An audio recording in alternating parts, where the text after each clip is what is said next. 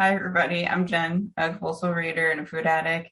I weigh and measure 3 meals a day, according to the Gray Sheet, committed to my sponsor. Don't eat in between, no matter what. And that is the saving grace of this program for me. I am a down and dirty addict with food and compulsive thoughts, compulsive, like a lot of self-hatred kind of things, and anxiety, and how I soothe myself from a very young age with was food.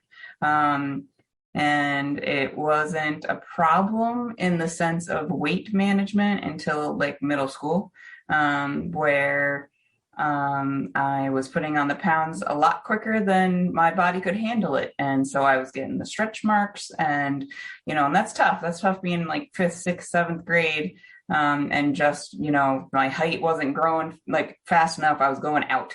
And I just remember that time period being just miserable and have some medical reasons that potentially could be what exacerbated my need for food. But either way, it was my go-to. I'm a ritualistic eater, and that's part of my story. And I always bring it up every single time because that I think is a big reason why Grey Sheet works for me is because it has a schedule. It has a distinct way of eating that helps me in that way and helps guide it, because otherwise the ritual can be nonstop. And that's the problem I had too, was that it was when I got really bad with the food, it was just a nonstop eating kind of scenario, the worst at night. And I wish I could say that there was a particular like trigger that got me the way it was, and that I used to obsess about it. But anybody who's on the call that are trying to figure that out, don't worry about it. It all matter. Like the Cambridge message is, it's all about the food. Like it's all like whatever happened in the past. For right now, if you're in that first 90 days in particular, it's just learning the mechanics. It's learning how to like eat differently and retrain your brain. Because my brain from age whatever, like middle school through mid 20s, was self-soothing with the food, lots of boxes and bags, and you can't like get to the end of it. You have to get to the end of it. That's the only way you stop. But then there's always another something that because like I couldn't tolerate the feeling. I couldn't tolerate life. And I got into the shame spiral, the guilt shot spiral, and I found a way, because I was finally got to the point where, okay, being 250 isn't cool. Like I can't do this anymore. People are getting concerned about me, and so I found a way. Trudged along in it for like 2.5 years, gained a heck of a lot of weight. I got over 300 pounds in a way, but the saving grace with that is I found my people. Like I no longer thought of it as a moralistic issue, because my thinking, it was that I was doing something wrong, that I was bad, that I was just broken. Just like, okay, this is how I was made. I'm always going to be fat. I'm always going to be ugly, like all those negative self-talk, and I can't stop. So why bother? I had gotten to that point. And I love that my first sponsor, and this was in a way, told me like let me love you until you love yourself, because I didn't. I was one of those that, especially at night, like I hate me just was in repeat in my head, and it fueled the food. It really did, because I wanted that to stop. I didn't want to hate me, but then it gave me a little bit of an excuse too. And then I got my first round of abstinence, and I thought I made it, guys. Like I thought this is the deal. Like, I dropped over 100 pounds in about a year. I've got my abstinent, my food plan. I found what worked, and I was exercising, and I felt really good and doing better at work, doing better at life, and, managing the anxiety better and taking care of myself in other self-care ways, like going to therapy and just figuring stuff out. Like I finally had some clarity to be able to do that, because when I was in the food, I was such a food fog. Like when you're in that, you don't want to do anything else than like hurt yourself. And it it's sad that it was like that. But I'm glad I had that reprieve. Even when I lost it, at least I knew it was there. I knew it was possible, because up until that point, I thought it was just like, well, some people in the program get it, but most of the people in my community didn't. And I was like, I guess this is just like another type of therapy where you talk with these people like a couple times a week and you share your crap and you try not to get bigger. That's where I was at. Like I was like at that point in my disease. But I did have some self-acceptance, which was nice. And then, I put on the weight back on after losing it, and then I got it off again, like about half of it off again, and thought I was okay. Like I was in a good place life-wise, and my food was, there was a couple of my food items that I just thought about a lot, but like I thought I had it back. I thought okay, I got this again. And I met this person at work that like I noticed their food, and and it's funny because after we had talked and met, and like this is like later, she's like, how did you know? And it's because, well, I'm a compulsive eater just like you. That's how I knew. Like your food always looked healthy. It looked like when I would go to my like retreats or whatever in a way, like it stuck out, but it only stuck out to me because I'm one of you. And I've been like semi-trained in this, and she taught me that like about her program, but I was like, nah, I'm good. I'm okay. Like, I didn't want to put down a couple carbs.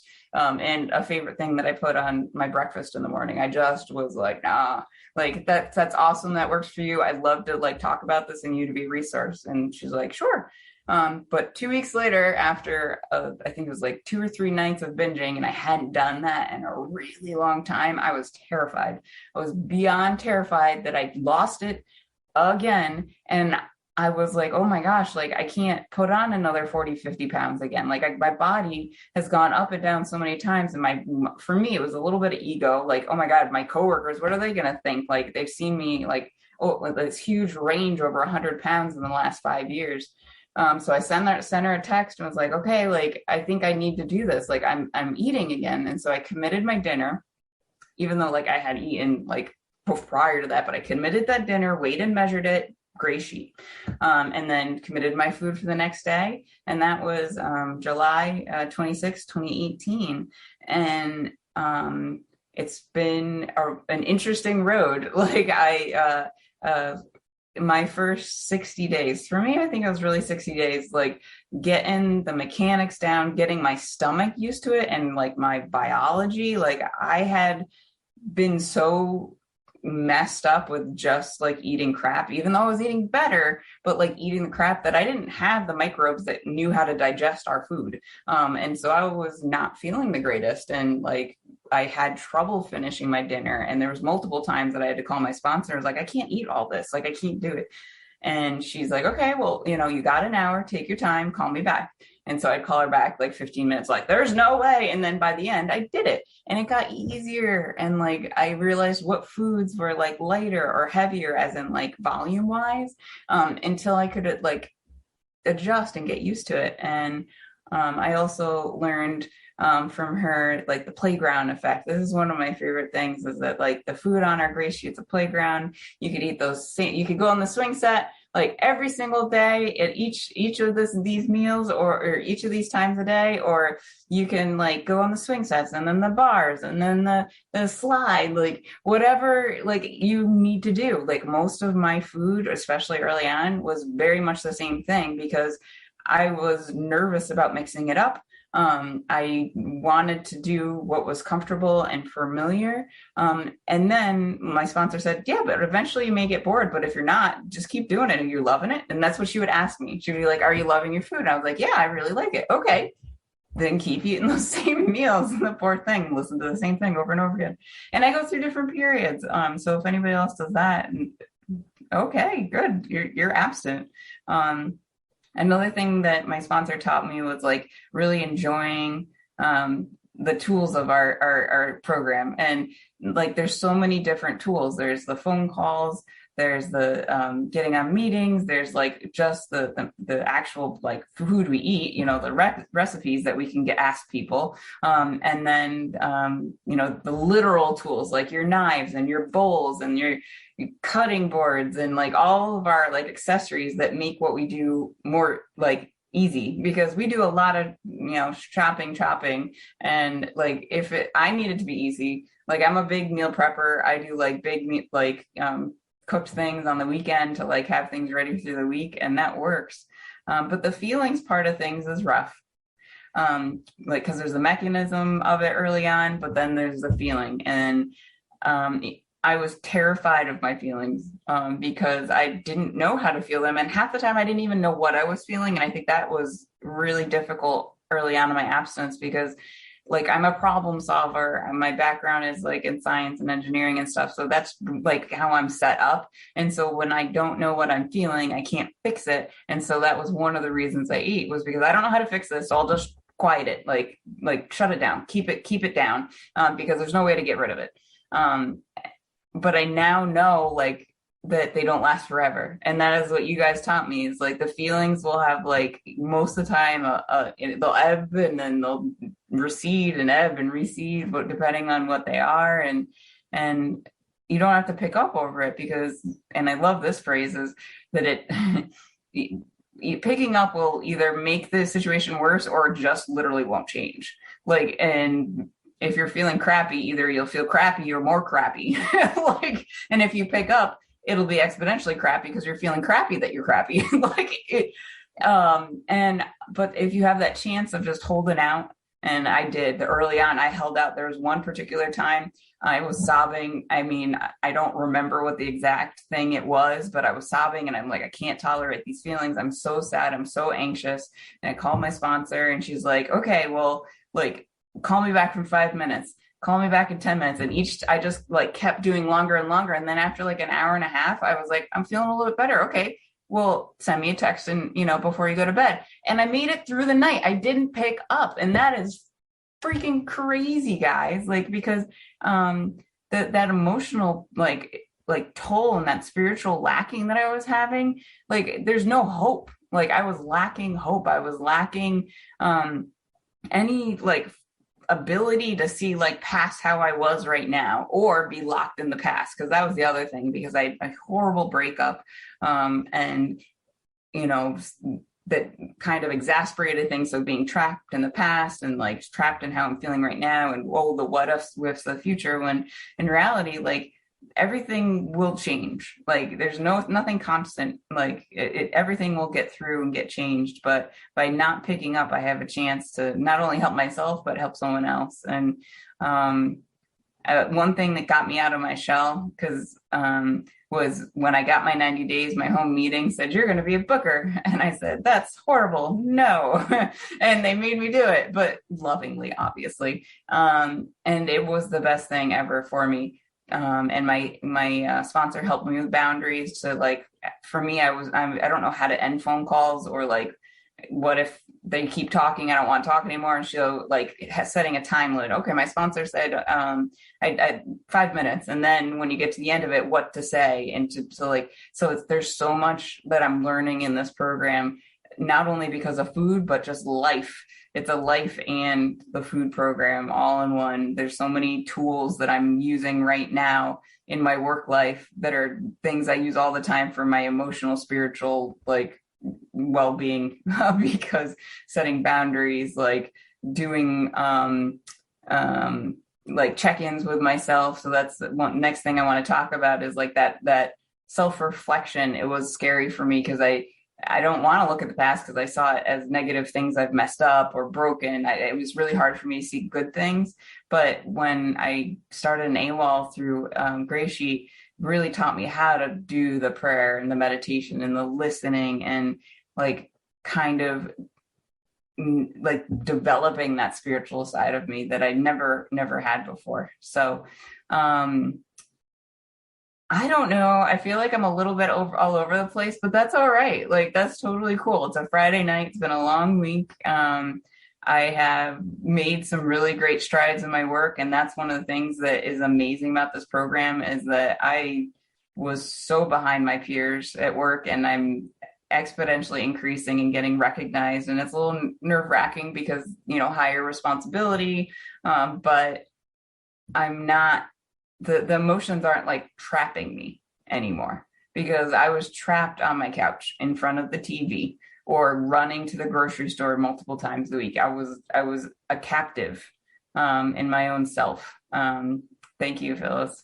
And I am really glad that I have another option now. And like, I have an option to go take a shower, go for a walk, like do pretty much anything but pick up.